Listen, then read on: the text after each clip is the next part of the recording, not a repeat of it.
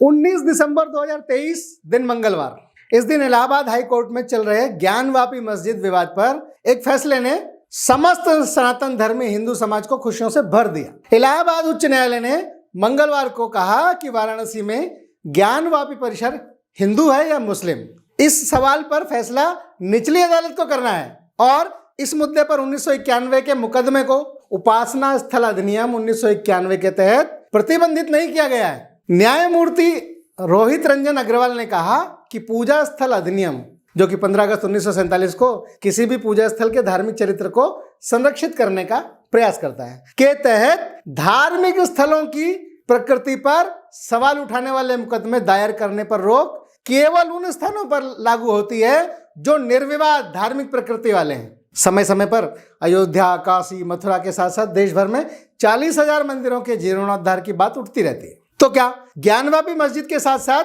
मथुरा की कृष्ण जन्मभूमि और अन्य 40,000 मंदिरों की मुक्ति का मार्ग कोर्ट का यह फैसला प्रशस्त करेगा? देश के प्रधानमंत्री श्री नरेंद्र मोदी जी ने हाल ही में अपने एक वक्तव्य में कहा कि सनातन का समय चक्र घूम रहा है और देश गुलामी की मानसिकता से मुक्त होकर अपनी विरासत पर गर्व की अनुभूति कर रहा है। 1991 प्लेसेस ऑफ वर्शिप एक्ट, इस पर एक ऐतिहासिक फैसला आया। इसमें कोर्ट में दायर 5 याचिकाएं इलाहाबाद हाई कोर्ट द्वारा खारिज की गई, जिसमें से 3 याचिकाएं ज्ञानवापी में एएसआई सर्वे के खिलाफ थी और 2 याचिकाएं ज्ञानवापी में विवाद के सिविल केस के खिलाफ थी। ज्ञानवापी मस्जिद पर 1991 का प्लेसेस ऑफ वर्शिप एक्ट लागू नहीं होता है। इस फैसले से भारत में कई धार्मिक स्थलों का मुक्ति मार्ग खुल जाएगा और हिंदू समाज उन पर फिर से अपना अधिकार प्राप्त करके अपने पूजा स्थलों पर अपने आराध्य की अधिकारपूर्ण और मुक्त होकर पूजा अर्चना कर सकेगा। हाई कोर्ट ने कहा कि ज्ञानवापी केस में प्लेसेस ऑफ वर्शिप एक्ट लागू नहीं होगा। कोर्ट ने कहा कि 1991 में प्लेसेस ऑफ वर्शिप एक्ट में विवादित स्थलों के धार्मिक चरित्र को परिभाषित नहीं किया गया है। आज तक सभी ये कहते थे कि 1991 से पहले जो स्थल जैसा था वैसा ही रहेगा, धार्मिक स्वरूप नहीं बदला जा सकता और अगर कुछ बदल ही नहीं हो सकता तो फिर सर्वे क्यों? 1991 प्लेसेस ऑफ वर्शिप एक्ट क्या कहता है? वो कहता है कि आजादी से पहले यानी 15 अगस्त 1947 से पहले जो धार्मिक स्थल जिस स्थिति में था यानी उसका स्वरूप जैसा था वैसा ही बना रहेगा और उसे किसी अदालत या सरकार द्वारा बदला नहीं जा सकता। इसी एक्ट का हवाला देकर अयोध्या, मथुरा, काशी इनके मामले कोर्ट में लंबित किए जाते रहे हैं और सनातन धर्मियों को अपनी आराधना से वंचित रखा गया है। हिंदू पक्ष ने तो इस एक्ट को देवद्रोह कानून का नाम भी दिया है। कुछ लोग तो इसको देव स्थलों की धारा 370 भी कहते हैं। भारत के तत्कालीन कांग्रेसी प्रधानमंत्री नरसिम्हा राव ने ये कानून लेकर आए थे। कांग्रेस ने यह कानून उस समय बनाया जब राम मंदिर का आंदोलन अपने चरम पर था। 25 सितंबर 1990 को श्री लालकृष्ण आडवाणी के नेतृत्व में और श्री नरेंद्र मोदी के संयोजन में रथ यात्रा निकाली गई थी। बाबरी ढांचे से राम मंदिर की मुक्ति के लिए निकाली गई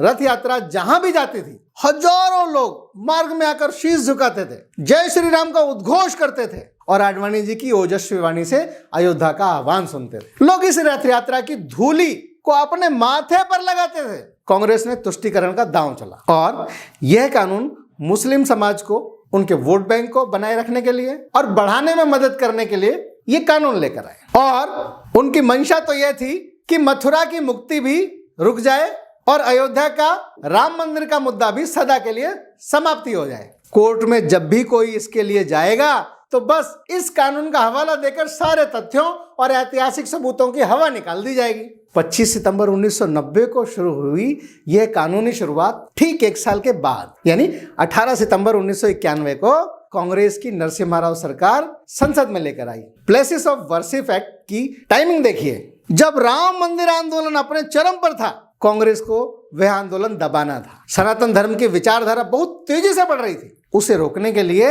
यह एक्ट लाया गया था। ठीक ऐसा ही अंग्रेज भी करते थे। जब भारतीयों पर कोई ऐसा दबाव डालना होता था तो उसके खिलाफ पहले कानून बनाते थे, फिर उसे लागू करके भारतीयों को रोकते थे और उन्हें दंड देते थे। जैसे उस समय जंगल का कानून चलता था। लेकिन जब ये बात सामने आई कि राम मंदिर का केस तो आजादी से पहले से ही चल रहा है, तो उसे इससे बाहर कर दिया गया। लेकिन काशी मथुरा दोनों पर लागू होगा। जैसे ही ये कानून आया तो ज्ञानवापी हिंदू पक्षकार कोर्ट चले गए। उन्होंने कहा कि ज्ञानवापी मस्जिद आदि विश्वेश्वर महादेव के मंदिर को तोड़कर बनाई गई है। मुस्लिम समाज यह कहता रहा कि ज्ञानवापी मस्जिद का स्वरूप 15 अगस्त 1947 से पहले का है, इसलिए 1991 का पूजा स्थल अधिनियम उस पर लागू होता है। इसके तहत इस संबंध में उस पर कोई कार्रवाई नहीं की जा सकती। यह कहकर 1991 से लेकर आज तक सन 2023 तक ज्ञानवापी केस को लटकाया जाता रहा, उसके विरुद्ध अधिकार को नकारा जाता रहा। जिन 3 लोगों ने ज्ञानवापी के विरोध में कोर्ट में केस किया था, उन तीनों लोगों की मृत्यु हो गई है। 32 साल गुजर गए न्याय के लिए तड़पते और भटकते सनातन प्रेमियों को। लेकिन आज 32 वर्ष बाद इलाहाबाद हाईकोर्ट ने एक तरह से न्याय किया है और यह कहा कि 1991 में दायर की गई याचिका के आधार पर ट्रायल चलाया जाए, स्वरूप ना बदला जाए। इस पर मुस्लिम पक्ष जोर दे रहा है। इलाहाबाद हाईकोर्ट ने कहा कि स्वरूप ना बदला जाए, लेकिन सर्वे के आधार पर यह तय किया जा सकता है कि यह मूल स्वरूप मस्जिद है या मंदिर, यानी उसका चरित्र क्या है। स्वरूप बदलने या न बदलने का निर्णय तो कोर्ट या संसद करेगी।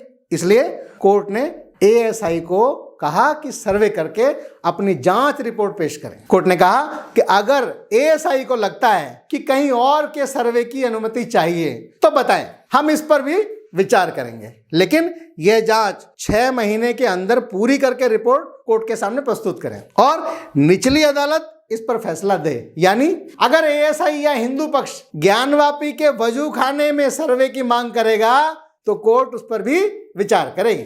22 जनवरी को भगवान राम का 496 वर्षों का टेंटवास खत्म हो रहा है। प्रभु श्री राम का 5 वर्ष के बाल स्वरूप को स्थापित करने की तैयारी चल रही है। कोर्ट ने एक ऐतिहासिक लाइन यह भी कही कि जो पक्ष मामले को लटकाने की कोशिश करें उस पर भारी जुर्माना लगाया जाए। कोर्ट ने यह भी कहा कि यह मात्र 2 लोगों के बीच का विवाद नहीं है, यह राष्ट्र के महत्व का विषय है। अगर कोर्ट ने इतनी गंभीरता दिखाई है तो हो सकता है कि चुनाव से पहले या चुनाव के वक्त इसका फैसला आ सकता है और सनातनियों को दोबारा दीपावली मनाने का मौका मिलेगा क्या। मैं अपने 3 मित्रों के साथ पिछले वर्ष काशी विश्वनाथ मंदिर के दर्शन करने गया था। ज्ञानवापी शिवस्थली के दर्शन करने के समय वहां मैंने देखा कि नंदी का मुंह मंदिर की दीवार की तरफ है, अर्थात शिवलिंग की तरफ। नीचे की मंदिर की दीवार पर गुंबद बनाकर उसका स्वरूप बदल दिया गया है। मैं आप सभी से प्रार्थना करता हूं, आप लोग भी उस स्थान के दर्शन करके अवश्य आएं, तो आपको यह बात समझ में आ जाएगी कि वास्तव में वह स्वरूप किसका है, मंदिर का अथवा मस्जिद का। फिर मिलेंगे अगले किसी नए विषय में, नए विषय के साथ, नए वीडियो में। तब तक के लिए नमस्कार।